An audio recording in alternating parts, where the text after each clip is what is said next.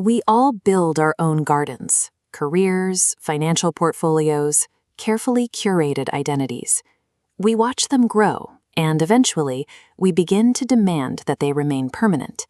This creates the illusion of control. Effort routes directly to personal permanence, severing the connection to external dependence.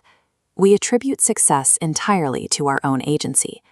The individual becomes trapped within the nafs, a rigid fortress of the ego. This state is incredibly fragile.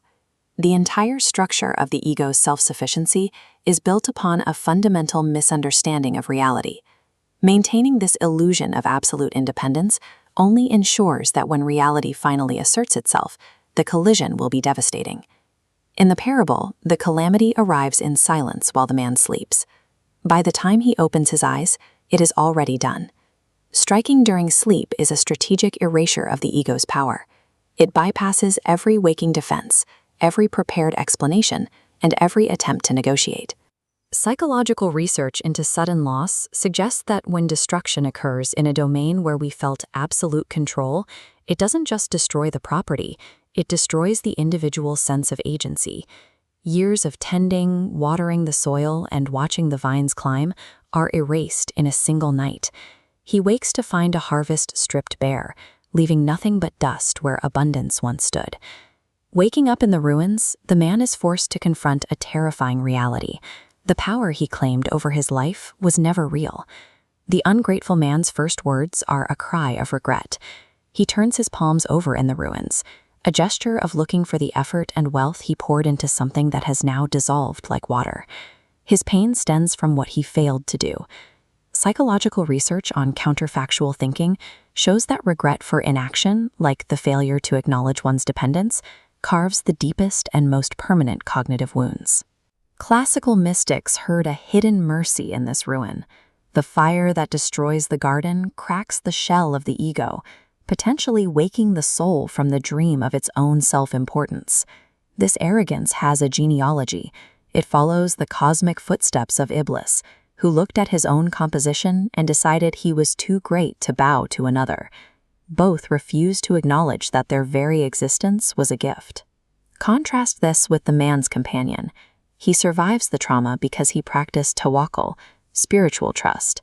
He never anchored his peace to the garden, so its disappearance cannot move him. The companion proves that real protection is found in the heart. He guarded his soul against the illusion of ownership long before the fire arrived. The Sūrat eventually pulls back from the garden to reveal a universal truth. This entire story is a mirror for the nature of the world itself. Every created thing follows this cycle, a moment of luxuriant growth followed by inevitable drying and being scattered by the wind. There is no exception. The Sūrat speaks of a book that misses no deed, large or small.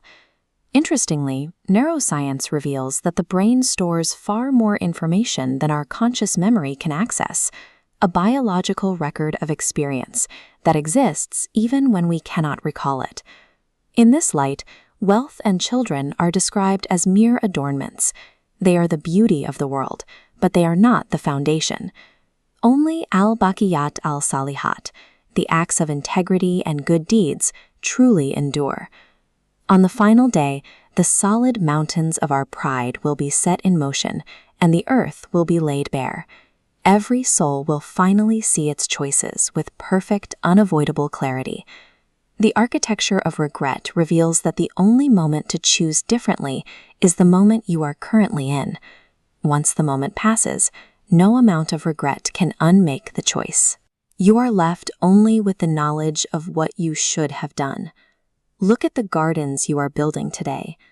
Sincerity begins with acknowledging the hand that gives, before the gift is returned to the dust.